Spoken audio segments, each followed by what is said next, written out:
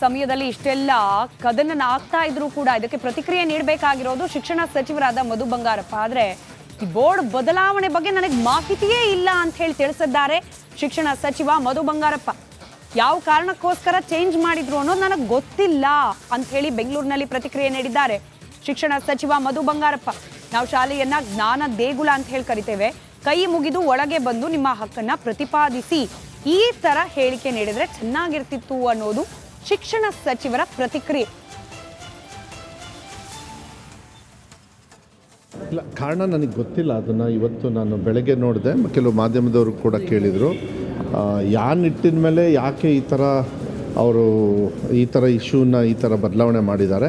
ಯಾಕೆಂದರೆ ಇದು ಕುವೆಂಪು ಅವರ ಒಂದು ಮಾತುಗಳನ್ನು ಅದನ್ನು ನಾವೆಲ್ಲ ನಡ್ಕೊಂಡು ಹೋಗ್ತೀವಿ. ಯಾವುದೇ ಜ್ಞಾನ ದೇಗುಲ ಇದ್ದಾಗ ನಾವು ವಿದ್ಯಾಭ್ಯಾಸವನ್ನು ಸರಸ್ವತಿ ಅಂತ ಹೇಳಿ ಏನು ಕರಿತೀವಿ. ಅದು ಹಿಂದೂ ಮುಸ್ಲಿಂ ಕ್ರಿಶ್ಚಿಯನ್ಸ್ ಎಲ್ಲರೂ ಕೂಡ. ಆಮೇಲೆ ಕೈ ಮುಗಿಯೋದು ನಮ್ಮ ಸಂಪ್ರದಾಯ, ಇದು ಒಳ್ಳೆಯ ಸಂಪ್ರದಾಯ. ಅದೇನು ಭಿಕ್ಷೆ ಬೇಡೋದು ಅಲ್ಲ ಅಂತಕ್ಕಂಥದ್ದು ನನ್ನ ಭಾವನೆ. ಬಟ್ ಯಾವ ನಿಟ್ಟಿನ ಮೇಲೆ ಏನಾದರೂ ಉದಾಹರಣೆ ಆಗಿ ಈ ಥರ ಮಾಡಿದ್ದೀರಾ ಅಂದರೆ ಏನೋ ಒಂದು ಇಂಥ ಶಾಲೆಗಳಲ್ಲಿ ತೊಂದರೆ ಆಗಿ ಆ ಹಕ್ಕನ್ನು ಚ್ಯುತಿ ಆಗಿರೋದ್ರಿಂದ ಈ ಥರ ತೀರ್ಮಾನ ಮಾಡಿದಾರೇನೋ ಗೊತ್ತಿಲ್ಲ, ನನಗದು ಗೊತ್ತಿಲ್ಲ.